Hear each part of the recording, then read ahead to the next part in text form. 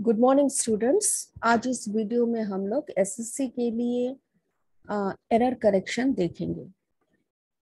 कुछ एरर्स लिए गए हैं, अराउंड 5 एरर्स है। हम लोग इसको सॉल्व करना देखेंगे, कैसे एरर्स को हम लोग स्पॉट करते हैं।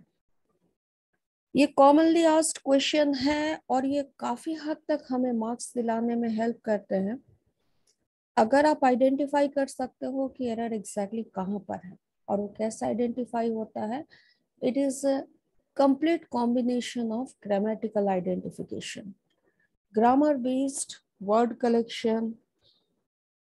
एक ही वर्ड डिफरेंट फॉर्मेट्स में कैसे आता है, कभी वो नाउन बन के आ रहा, कभी वो वर्ब बन के आ रहा है, तो ये सब समझना बहुत जरूरी है। At the same time parts of speech पे एक स्ट्रॉन्ग कमांड होना बहुत जरूरी है। चलिए देखते हैं पहला क्वेश्चन में क्या लिखा हुआ। I don't have a pen to write, no error. सबसे पहले हम लोगों को यहाँ वर्ब देखना चाहिए। So this is verb. Don't ने नेगेटिव किया है वर्ब को। This is subject. Always remember subject commands verb. That means singular subject singular verb, इसको कभी नहीं भूलना है। Plural subject plural verb. I is a singular subject, but I एक एक्सेप्शनल सब्जेक्ट है। आई एंड यू दोनों ही अगर एक हो, दैट इज सिंगुलर सब्जेक्ट हो, फिर भी वो प्लूरल वर्ब लेगा। Have is a plural verb, it is PV. Has is a singular verb, वो सिंगुलर होता है। हैज एक के लिए यूज होता है और हैव जो है वो प्लूरल के लिए, that is greater than one के लिए होता है। तो यहाँ प्लूरल वर्ब होने के बाद भी आई और यू अपने साथ plural verb, that means have लेगा। तो आई के साथ हैव दिया। अब negative of have is I don't have. So I don't have a pen to write with. I don't have what? This is object. This is object to write. जब object के बाद हम लोग continue करते हैं, a pen to write, a bed to sleep, ये एक noun है। Object is the role of object is played by either noun और प्रोनाउन। जब नाउन के बाद इंफिनिटिव आता है, व्हाट इज इंफिनिटिव? इंफिनिटिव होता है to plus V1, that means to write. Meaning होता है टू राइट मतलब लिखने के लिए। मेरे पास पेन नहीं है लिखने के लिए। लिखने के लिए का इंग्लिश इज टू राइट। जब भी नाउन के पीछे इंफिनिटिव आता है तो that has to be backed up with some kind of preposition which exactly fits that position. तो मेरे पास पेन नहीं है लिखने के लिए, I write with a pen. अगर इस सेंटेंस को हम ब्रेक करके लिखें कि मुझे पेन क्यों चाहिए, I write with a pen. This is a trick to identify the right preposition. After the verb, the preposition is connected with in the form of with the object. यानी यहाँ जो preposition होना चाहिए to write with, to write with, ये होना चाहिए write के बाद। I don't have a pen to write with। क्यों? Reason being infinitive से पहले noun जो कि pronoun है, pronoun has to end the after the noun it has infinitive, infinitive will end with a preposition। This was the first question। तो answer होना चाहिए हमारा C, that is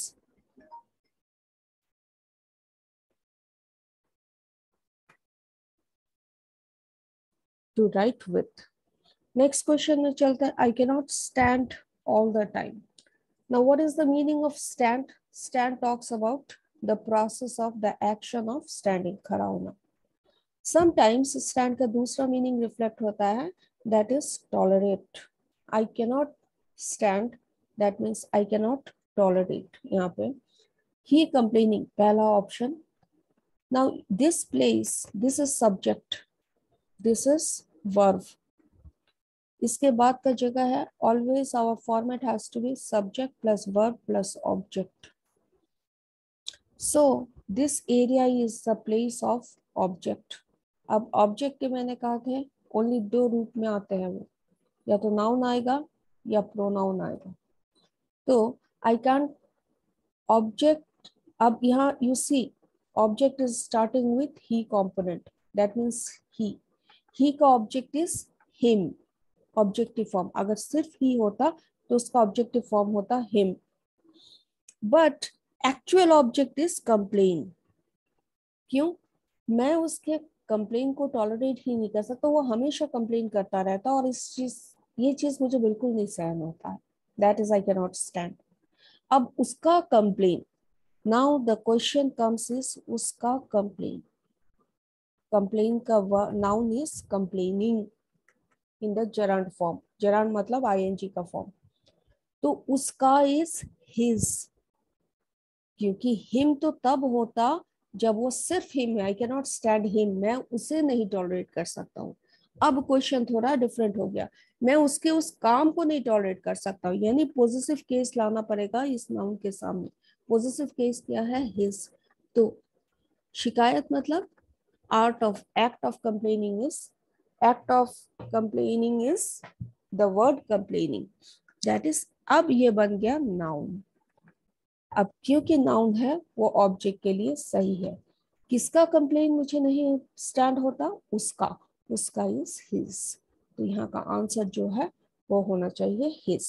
he complaining हो ही नहीं सकता, अगर सब्जेक्ट के साथ कंप्लेनिंग होगा तो यहाँ ऑक्सिलरी वर्ब का जरूरत होगा। हिम के साथ कंप्लेन्स हो नहीं सकता है, ऑब्जेक्ट के साथ वर्ब नहीं हो सकता है, दिस इज ऑब्जेक्ट हिम। यहाँ भी ऑब्जेक्ट है हिम, हिम ना तो कंप्लेन लेगा ना कंप्लेन्स लेगा, क्योंकि ऑब्जेक्ट के बाद वर्ब नहीं आता, सब्जेक्ट के बाद वर्ब आता है। हिज, अब ये वर्ब नहीं है, ये बेसिकली नाउन है, हिज इज पॉसेसिव केस। तो आंसर हो गया हमारा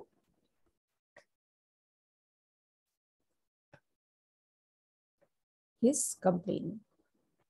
नेक्स्ट क्वेश्चन में चलते हैं। नेक्स्ट क्वेश्चन देखते हैं। He said that his wife did not, यहाँ have होना चाहिए, didn't have. He said that his wife didn't have dressing sets. अब यहाँ क्या हुआ? Set, past tense, यानी V2 action. He is subject. उसने कहा कि, that is कि, उसने कहा कि उसकी जो वाइफ है, see, this is noun और वो पोजेसिव केस के साथ आया, that is his. He said that, उसने कहा कि उसकी वाइफ जो है उसके पास नहीं है, इज एक्चुअली हैव। अब you have to understand this pattern, his wife has, क्योंकि वाइफ जो है वो एक है तो वर्ब भी हमारा एक होना चाहिए, सिंगुलर सब्जेक्ट सिंगुलर वर्ब, तो हिज वाइफ के साथ हैज हो जाता है। अगर डजंट लग गया, सिंगुलर के लिए डोंट नहीं होगा, तो his wife does not, that is doesn't. उसके बाद डजंट के साथ हैज हम नहीं लगा सकते, एक ही सिंगुलर हम रखेंगे, दैट इज डज। उसके बाद डजंट अगर लगेगा तो हमेशा ही हैव लगेगा।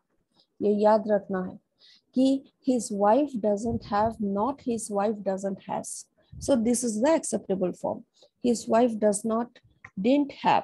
अच्छा, यहाँ तो पास्ट टेंस में यूज हुआ है, सो हम लोग डिडंट भी यूज कर सकते हैं, लेकिन उसके बाद भी एक्सेप्टेबल फॉर्म इज हैव। तो यहाँ तक तो ये भी ठीक है, ये भी ठीक है, सही जा रहा है। जब हम पास्ट टेंस का एक वर्ब यूज करते हैं तो दूसरा वाला भी हमारा जनरली पास्ट टेंस में होता है। We have to maintain the synchronicity of the verb. So he said that his wife didn't, दोनों ऑप्शंस करेक्ट है। सी ऑप्शन में आते हैं, didn't have dressing sense. Now dress is हमारे क्लोथ्स, कॉस्ट्यूम्स मतलब पोशाक। तो कपड़े पहनने के तरीके, उसको वो सेंस जो है, वो कला वो नहीं आती है उसकी वाइफ को, वो बोलता है ऐसा। लेकिन यहाँ यूज ड्रेस नहीं हुआ है, ड्रेसिंग हुआ है। ड्रेसिंग जनरली हमारे जब कहीं का चोट लगती है, दैट इज वुंडेड हो जाता है, इसको इंग्लिश में वुंड्स कहते हैं। वुंडेड हो जाता है तो वहाँ हम पट्टी करते हैं, दैट इज कॉल्ड वुंड की ड्रेसिंग हुई है, क्लीनिंग हुई है, बैंडेज हुआ है। दूसरा सेंस है, हम कभी कभी सैलड देते हैं, उस पर अप्रोप्रिएट ड्रेसिंग डालते हैं, यानी सम काइंड ऑफ सॉस से उसे गार्निश करते हैं। तो ये दो मीनिंग एक्चुअली आता है ड्रेसिंग का।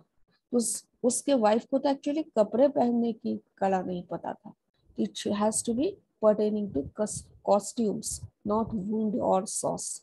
सो यहाँ ये चीज मिस्टेक है, we have to change this dressing into dress. तो वो कहता है उसकी वाइफ को ड्रेस सेंस नहीं है, it should be his wife didn't have dress sense। Okay, next question में चलते हैं, देखते हैं उसमें क्या मिस्टेक है। Dash and dash cannot go together. Now you have to see this is verb, cannot modal के साथ जुड़ा हुआ है, नेगेटिव मॉडल वर्ब। मॉडल हमेशा ही V1 के साथ लेगा, सो कैनॉट के साथ हमेशा V1 form of the verb, that is main verb go form में है, दैट इज करेक्ट। ये पोर्शन तो करेक्ट है। कैनॉट गो टुगेदर, क्या नहीं जा सकते एक साथ, दैट इज इनका टॉपिक है ड्रिंकिंग ड्राइविंग। तो मतलब पी कर गाड़ी चलाना, वो दोनों एक साथ नहीं हो सकता। अगर आप पी लिए हो, ड्रिंक कर लिए हो, तो फिर आप गाड़ी नहीं चला सकते, क्योंकि आपका तो बैलेंस बिगड़ जाएगा, फिर एक्सीडेंट होने की चांस आ जाएगी। सो दैट मीन्स ये जगह है सब्जेक्ट 1 एंड सब्जेक्ट 2 का। यहाँ तो वर्ब है, वर्ब को रूल करेगा subject 1 and subject 2। So subject हमेशा ही सब्जेक्ट का रोल कौन खेलता है, नाउन। सो लेट अस सी कि यहाँ नाउन क्या है। ड्रिंक एंड ड्राइव, ये तो पूरे वर्ब है, तो इसको हम रूल आउट कर देते हैं। ड्राइव यहाँ पे वर्ब है, ड्रिंकिंग इज नाउन। जब हम किसी V1 फॉर्म के साथ ING जोड़ते हैं बिना किसी ऑक्सिलरी के, तो वो नाउन में कन्वर्ट हो जाता है।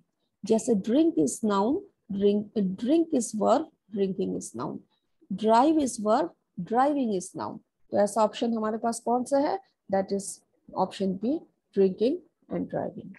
टू ड्रिंक और टू ड्राइव, ये इन्फिनेटिव से हम लोग स्टार्ट नहीं कर सकते sentence. So your correct answer has to be drink and drive. Drinking and driving, those are nouns. I regret the exam due to illness. अब हम लोग देखते हैं इस क्वेश्चन को कैसे हम लोग सॉल्व करेंगे। आई सब्जेक्ट है, रिग्रेट वर्ब है, तो ऑब्वियसली ऑब्जेक्ट का जगह है। तो object actually see here exam, मैं एग्जाम देने मुझे, what is regret, regret is अफसोस करता हूँ, मुझे दुख है इस बात की कि बीमारी के चलते मैं एग्जाम नहीं दे पाया, यानी there has to be some kind of verb already use हो चुका है। This is actually main verb. तो यहाँ अगल बगल मेन वर्ब लग ही नहीं सकता है, और ऑब्जेक्ट खड़ा है इस जगह पे एग्जाम, तो एग्जाम देने की जो क्रिया है वो छूट गई हमारी, उसको अफसोस है। तो यहाँ पर एक ऐसा वर्ब का फॉर्म लेना होगा जो मेन वर्ब की तरह एग्जाम यूज नहीं होगा, इस चीज का कॉम्प्लीमेंट्री होगा इस सेंस को कम्युनिकेट करने में। यानी एग्जाम देना मेरा छूट गया है बीमारी के चलते, जिसका अफसोस है। ऐसे इंग्लिश को हम कैसे इंटरप्रेट करते हैं, I regret missing the exam. Yes obviously I miss the exam होता है अगर वो मेन वर्ब होता, I miss the exam due to illness. अगर मिस्ड यहाँ हमारा मिस्ड मेन वर्ब की तरह काम कर रहा, अगर हम मेन वर्ब रिग्रेट ले लेते हैं तो I regret giving the exam, I regret not giving the exam. Exam नहीं देने को हम लोग उस चीज का अफसोस समझे।